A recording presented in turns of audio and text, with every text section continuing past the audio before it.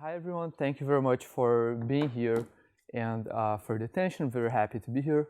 So I'll present my paper, Perfect Competition Markets with Adverse Selection, with Daniel Gottlieb from Wharton. And the market with adverse selection is a market where one side of the market has better information than the other one, which can lead to market failures. The classic example is by Akerlof, the market for lemons. So if there's sellers of used cars, maybe there's a market failure because no buyer wants to buy a car because they think only bad cars are in the market, and no sellers of good cars want to sell good cars because prices are really low.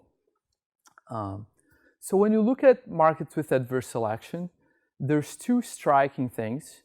One thing that I find striking is that these markets are already very heavily regulated, so policymakers typically impose a lot of policies to try to make them work better. And they're regulated in very complicated ways. So when you read the newspaper, maybe the regulation that you hear about the most are mandates, which means forcing people, for example, to buy insurance. So in US, maybe the biggest US domestic economic policy issue in the last few years was the reform in the individual health insurance market, where there's now a mandate, so there's a large fine if you don't purchase insurance. But besides mandates, there's a lot of other complicated regulations that people do very commonly. And so one of them is community rating. So community rating means limiting price discrimination that firms can do in some way. So again, in the health insurance market, in the individual health insurance markets, there's very restrictive kinds of price discrimination that you can do. You can only price discriminate so much according to age and so on. There's another important policy, which is risk adjustments. So this, even in the U.S. healthcare reform, this is a very important policy. So there's these very large payments that insurance companies that end up enrolling the cheaper consumers, the more healthy consumers, have to pay to the ones that enroll the more expensive consumers. And the dollar values of these payments are very large. And if you talk to people in the industry, they think that this policy is very important for the market to work properly. You see different subsidies for different groups of people.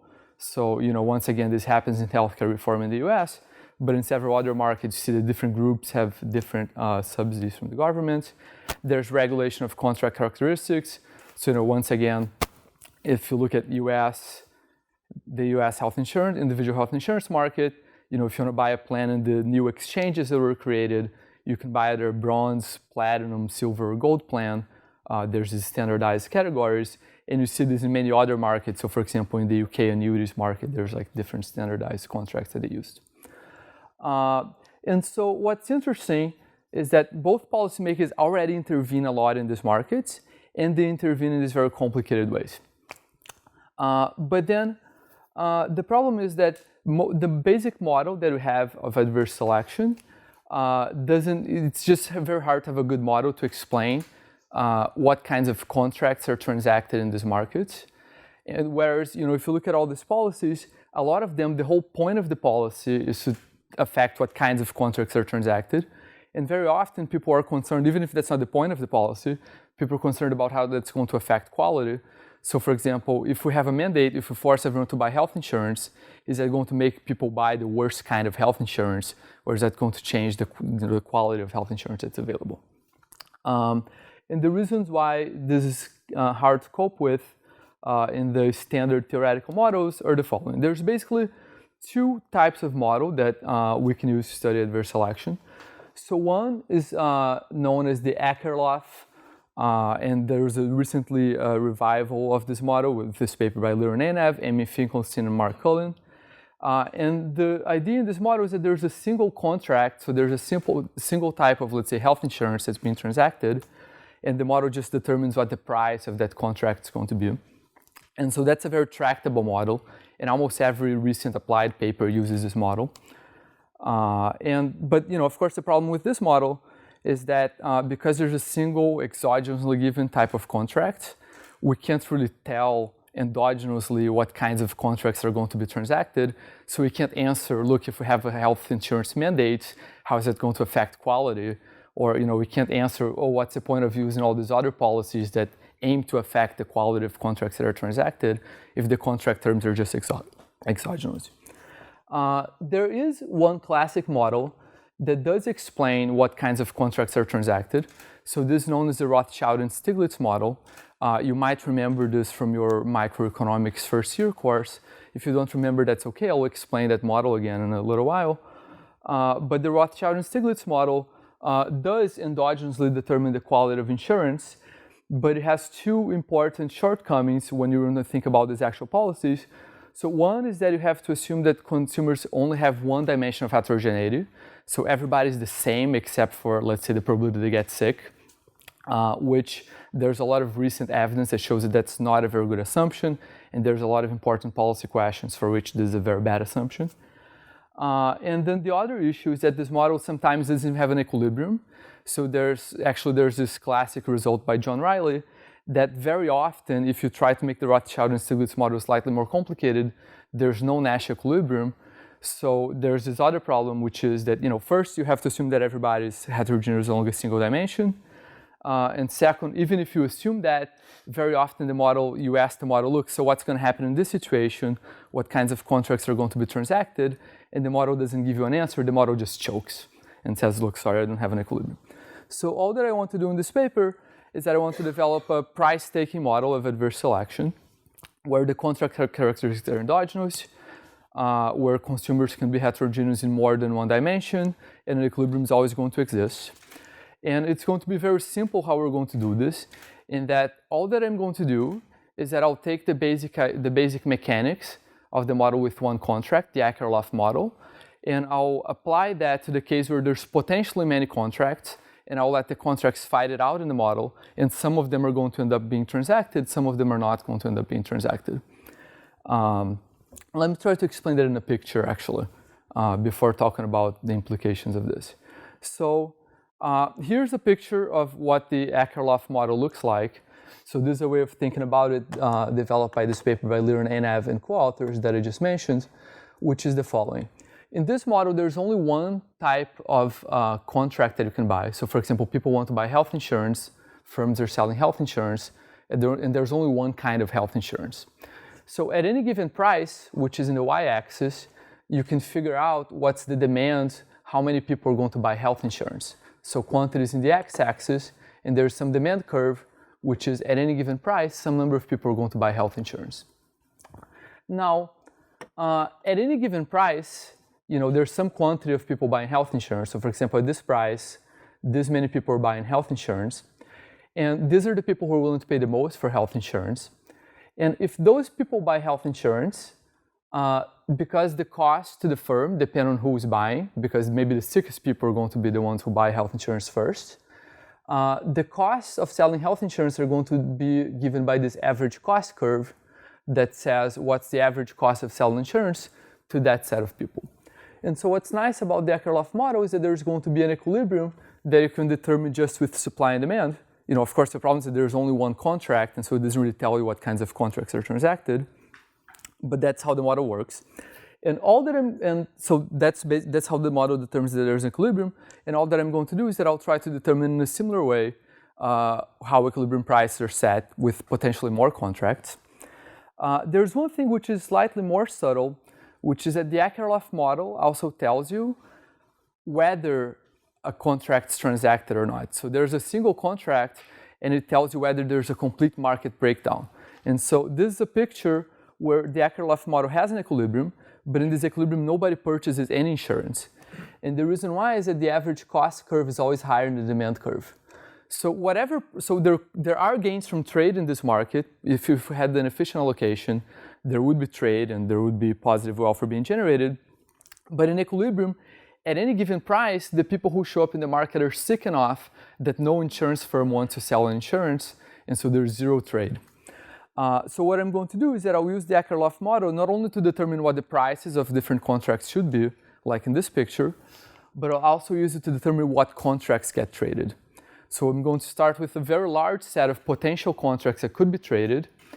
And what's going to happen is that we're going to use a similar logic to say that some contracts are actually not going to be traded because there's going to be this adverse selection death spiral similar to what happened in this picture. So that's all that I'm going to do. Oh yeah, and then I'll finish today talking about an application. So I mentioned that using the simple logic of the Akerlof model in a more general case, we can think about these different policies. So I'll calibrate a health insurance model, and this model is going to have people with many dimensions of heterogeneity. So these consumers are going to differ along 4 dimensions, but that's fine because in this price-taking logic, you can solve for an equilibrium, and then I'll calculate what happens if there's an equilibrium without a mandate, and then what happens if, for example, I impose a mandate. So in the model that I'll calibrate, there's going to be different levels of coverage, so different levels of health insurance that you can buy that go from 0% coverage up to 100% coverage. And so the red histogram is just a distribution of the quantities of contracts sold if the government does nothing in this market. Now, the gray histogram is what would happen if the government goes and passes a law that forces everyone to purchase at least 60% insurance. So if you didn't have an equilibrium model, if you didn't think about firm incentives at all, you'd say, well, if the government passes this law that forces everyone to purchase 60%, then everyone who is buying less than 60% is going to buy 60%, and everything else is going to stay exactly the same. But then what actually happens is that's not what happens. And you consider what happens is, sure, a lot of people who are purchasing less than 60% go and purchase 60%. But then a lot of people who are purchasing better insurance actually reduce the quality of insurance that they're purchasing. And that makes sense because when all these healthy people decided to purchase the worst kind of insurance possible, then that makes the worst kind of insurance possible really cheap. And then the people who are buying better insurance suddenly decide to go and buy less insurance. And there's going to be a lot of other adjustments that happen, but in equilibrium what happens is that this policy, sure, makes a lot of people move from no insurance to some insurance, but has this large unintended consequence of reducing the quality of insurance, of inducing adverse selection, the intensive margin. Katerina? What if average costs are increasing? So what if the ones who are not buying insurance right now are actually those poor with very poor health conditions? Yeah, so that's fine. Well, I mean, I can tell you in the Akerlof model, what would happen is that the average cost curve would be upward sloping. And then you would have advantageous selection, then the market failure would be the people buy too much insurance. When I calibrate this, so my calibration is going to be based on Liren and Evan, his co-authors' original work, and their data was from a large US employer. And in my data, there's a lot of adverse selection in my calibration. So, but it's it is possible that you could have advantageous selection, but it's also market failure that you want to address in other ways. Okay, so I guess what I'll do is that let me very briefly explain how the model works because it's a slide, and then I'll try to explain the literature, the classic models. And then I'll finish by going back to this calibration and explaining basically how it works and what are the takeaways. So this is the entire model in this paper. So the way it works is that there are some consumers who want to purchase, let's say, health insurance. There's a number of possible contracts they can buy. So a contract specifies everything about a health insurance plan except for a price for a premium. So the price is going to be determined endogenously. And so agent theta has some utility U of x p theta for purchasing contract X and paying some price of P. And there's some cost C of x theta for the insurance company to sell insurance to him. And so what's crucial here is that the cost depends on the type of person who's purchasing insurance. That's why there's adverse selection as opposed to just being a regular market. A regular market without adverse selection would just have costs that don't depend on the type of consumer. Okay, so yeah, by the way, any questions about the model? Yeah, so that's basically it. So it's just, taking, there's some set of contracts that people can buy, and people, have some preferences, and firms have different costs depending on who buys the contracts. So let me explain how the two classic models are particular cases of this, and that's going to kind of clarify how this works. So the first case is the Akerlof model, this model where there's only either you buy insurance or you don't buy insurance. So that's exactly a particular case of the model that we had before, where X, the set of contracts, is either 0, I don't buy insurance, or 1, I buy insurance. And that's a good model to think about the prices and in the extensive margin whether people buy insurance, but doesn't tell you a lot about what kinds of contracts are transacted because everything's exogenous. I'll go to the Rothschild and Stiglitz model soon. But by the way, in the talk, I'll just assume that utility is quasi-linear. So utility is just u of x theta minus the price. But that's not necessary in any way. I just want to simplify a few expressions. And so here's some definitions. So a price is just some function that for any contract tells you what's the price of the contract. An allocation is going to be called alpha. And that's actually a probability distribution over the set of consumers times the set of contracts. So you can think of alpha of consumer theta and contract X as being the number of theta consumers that are purchasing contract X. And an allocation price pair are incentive compatible if for every consumer in the probabilistic sense, they don't want to go and purchase another contract. And I'll write down conditional expectations all the time, by the way. And so EX of C is going to be given some allocation. So take what contracts people are buying. So EX of C is the expected cost to the firms of selling some contract C. Okay, yeah, so actually I'll explain how this equilibrium works first, and then I'll go back to the Rothschild and Stiglitz example. Okay, so first I'll try to define an equilibrium with like a very weak minimalistic notion of equilibrium, and then I'll fail miserably because all that I'll ask is that the firms make zero profits and that every consumer is optimizing. But then almost everything is going to be in equilibrium, so that's not going to be very useful. And then I'll improve on this definition to actually be able to say something. Okay, so yeah, so a weak equilibrium is going to be just a price allocation pair such that it's incentive compatible, so all the consumers are optimizing and all the contracts make zero profit, so the price of every contract has to be equal to the expected cost of selling the contract. So let me give you an example, and then I'll show you in the example. This is the classic Rothschild and Stiglitz model that you learned first year micro. And so let me show you in this example why that's a bad definition.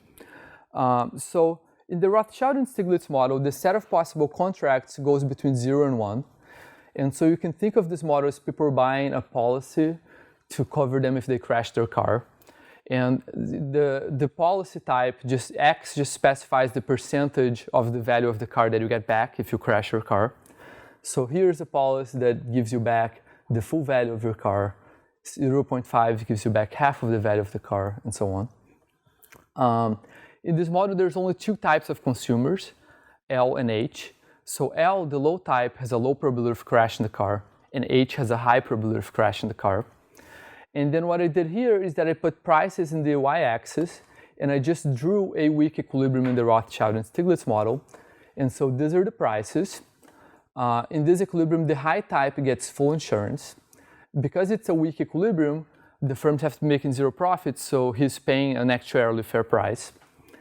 The low types, they buy a little bit less insurance, so they buy insurance at this level of insurance here. And this is an indifference curve of the high type, so the low types are also paying an actuarially fair price, but the coverage that they buy has to be low enough so that the high types wouldn't want to buy the same insurance as the low types. And then I just continue the price line here in an indifference curve of the low type. But, so that's one weak equilibrium because everybody's optimizing and the firms are making zero profits. This weak equilibrium is also the equilibrium in the original Rothschild and Stiglitz model. Of course, this is only an equilibrium in their model under some conditions on the distribution of types, because sometimes in the Rothschild and Stiglitz model, because it's a strategic model, a firm could make money by offering a contract that attracts both low and high types and that offers a lot of coverage. A big problem in this literature is that very often there's no equilibrium in this model, and then the literature just kind of has to throw its arms up, and the model doesn't tell us what could happen. So this is a weak equilibrium, and so now I want to explain why weak equilibrium would actually give you too many equilibrium, because this is a weak equilibrium, but this other price p tilde with the same allocation would also be a weak equilibrium, because if I have the high types continue to buy full insurance at the same fair price that the firms are not making profits, the low types are buying the same quantity of insurance at a price that the firms are making zero profits, and I just make the price of everything else that's not being bought higher, then the firms are still making zero profits. And that doesn't contradict prices being equal to expected cost. because you can't really define expected costs for things that are not being transacted. So you might think that this is not such a big problem because at least the allocation is the same as in the other equilibrium. But actually, there's a lot of other equilibria that have completely different allocations. So for example, it would be an equilibrium for everybody to buy zero insurance and prices to be really high. And so firms are making zero profits because no one's purchasing insurance. It's okay that they set the price really high because the conditional expectation of cost is not well defined if nobody purchases insurance and nobody's buying anything. Likewise, there will be an equilibrium where everybody buys full insurance and the price of full insurance is fair. The price of everything else is really high, and that's okay because the condition of expectation of cost is not well defined if nobody's buying anything. So there would be way too many equilibria in this model if we just had this weak equilibrium notion. So you have to kind of strengthen this notion a little bit to get anything that gets you close to a decent prediction. So the way we're going to strengthen this in this paper, and I'll not do the math so much, I'll kind of skip the math on this, is that we'll ask that the equilibria are robust to instead of having every single possible contract between 0% and 100%, we have only, let's say, 100 contracts going to between 0% and 100%. And for every contract, there's a little bit of these crazy guys who are very cheap and always buy that contract.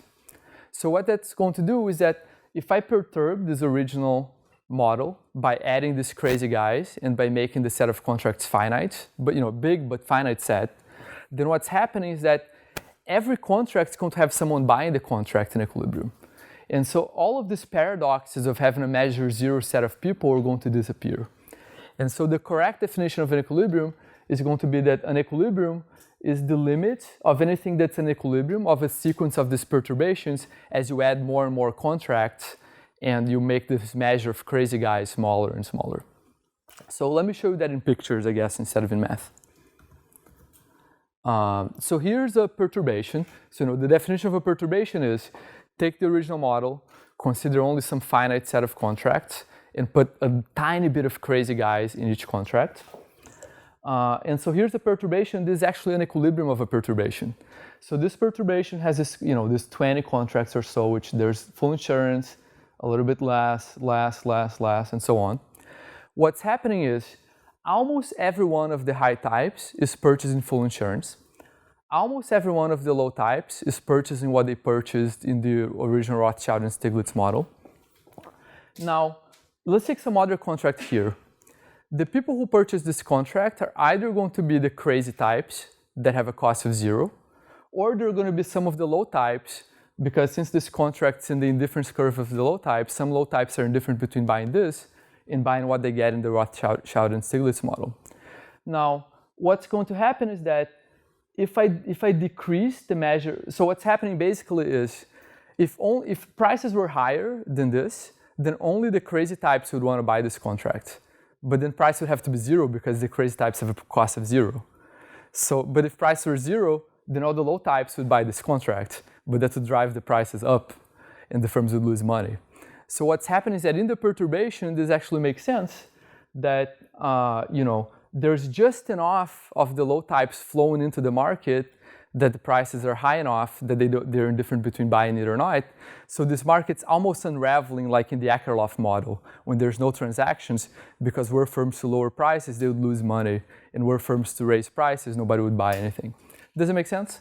So this is an equilibrium of this perturbation. And then the real definition of an equilibrium that, I'll skip the math of that, is that we just take a sequence of these perturbations. So here's another one. So, here's the perturbation. Let's take another one that's going to have more contracts. So eventually this contract is going to fill out the whole interval. And there's less behavioral types. So you can see that, the mass of this point decreased and the mass of this point increased a little bit because some of the low types that were having to buy these other contracts here are going to go to this contract. And so what you're going to get in the end is this equilibrium, which turns out to be the Rothschild and Stiglitz original equilibrium. So does it make sense that the crazy guys have a zero cost? This is her question, by the way. Yeah, no, I think it's a good question. I think it's a good question. No, that's a good question. So if the crazy guys don't have a zero cost, you would actually get a lot of equilibrium. And so I think the idea is that, I'm not trying to motivate this based on the crazy guys. I think I want to motivate this based on, if I go back to the Akerlof model, I want to say that a market unravels exactly in this situation. And so, adding the crazy guys is just a way of making this work, just making the math work. I think the intuition that you should have. I understand. I know the trick in terms of the math is clear, but then what in reality these people represent that would create this instability and would lead the market to break down is not so. Yeah. And in terms of the math, it's super clear. And but I wonder who these crazy guys that are so cheap to handle. Yeah. And are willing to do crazy things. Yeah. No, I don't think the crazy guys are like. I don't think you should think of the crazy guys at all in terms of reality. Even if they're not that extreme. Yeah. I guess that's just an easy way to do something else that you would want, which is that people people who are really very cheap are behave. So what is the? No, I don't think that's the right way to think about it at all. I mean, I think the right way to think. I think there's three intuitions that make sense. This is not one. I don't think this is one of them. I think the intuition that makes the most sense to me is that this is just like the unraveling in the Akerlof model.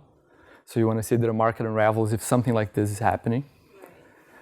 I guess the other intuition that makes sense is that you can set up a Bertrand game where the firms are small and so on, and you also end up in the same place. So that's another intuition that I'll not go into details in the talk. And then I think the intuition that makes another intuition that makes sense, I think, is if you just think of a Tatonama process here. So imagine the firms are charging this price that's too high. Then prices, if prices go down, the firms don't lose any money. And then prices can keep going down, but when they get here, then the firms would start to lose money. But if prices go any lower, the firms lose money, and here they're breaking even. So yeah, I think if you think of this just as free entry, I think this makes sense because, if prices are here, more firms can enter without anyone losing money, so prices should go down. So I think this Tatonama logic makes sense. Does that make sense, Katerina? And I wouldn't think of, trying to say that the crazy guys make sense at all. I'm just trying to solve the problem that this Tatonama logic would have some math problem because there's no one there. Does it make sense? Yeah. So that would be how I would explain it. So I guess let me just, show you what this looks like and then end and finish. I showed you what this looks like in a classic model with two types of people: the guy who's more likely to crash his car and the guy who's less likely to crash his car. And then now I'll show you what this looks like in an empirical health insurance model. So here people are going to be heterogeneous along 4 different dimensions, and I'll just show you what an equilibrium looks like and I'll do some policy experiments. So So here I consider a model where people are heterogeneous in 4 dimensions, but contracts go from 0% to 100%. This is full coverage, this is getting 50% coverage, this is getting 0%. These are linear contracts for health insurance. There's moral hazard too, so it's not efficient to just give everyone as much insurance as they want. And so the black curve are the prices, so this is how much each contract is going to cost. The red balls, they're proportional to how many people are purchasing each kind of contract, so that's like a histogram. And the height of the red ball is proportional to the expected health shock of people buying that contract. So the fact that the red balls are going up is what I mentioned to you earlier, which is that if you calibrate this with the parameters that people have found, then you actually find a lot of adverse selection in equilibrium. So that's what an equilibrium looks like. Of course, people are sorted in all sorts of complicated ways. So here's just a scatter plot. So the colors are what contracts people buy. The x-axis is the average health loss. The y-axis is the risk aversion of people. So, you see that there's a lot of adverse selection. People with higher losses purchase more insurance.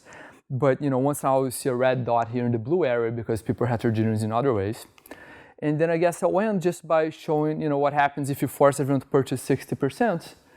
So, if you don't have an equilibrium model, you'd think that by forcing everyone to purchase 60%, people purchase 60% and, the rest continues to be the same. But that's not what actually happens, because when all these cheap people go and purchase 60%, this is going to reduce the price of the 60% policy. a lot of other people migrate to the 60% policy. There's a lot of reshuffling. These people who migrate are actually better off because they're basically being subsidized by the cheap people who enter the market. So you can see the prices are always lower. But actually, you have more adverse selection in the intensive margin because these people were already buying too little insurance, and then they're going to buy even less now that these extra people arrived. And so welfare can go up and down, even though in this example it goes up a little bit, but there's this big unintended consequence of this policy. So I'll just end here. And so, yeah, so we just try to apply the basic logic of the Akerlof model to figure out what kinds of contracts get traded. And this tells us that, standard policies have a lot of unintended consequences and, rationalize a lot of these complicated regulations that people do and why policymakers care so much about the intensive margin. Thank you. Any question with microphone?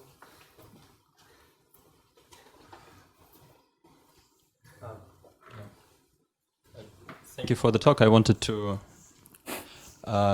it reminded me of the tremble hand perfection of an equilibrium. So if you think about these crazy guys as of the normal low type or high type guys who wanted actually to buy their perfect insurance, but they just failed to and ended up with some different insurance, would that still be a solution for your model or not? Yeah, no, that's a great question.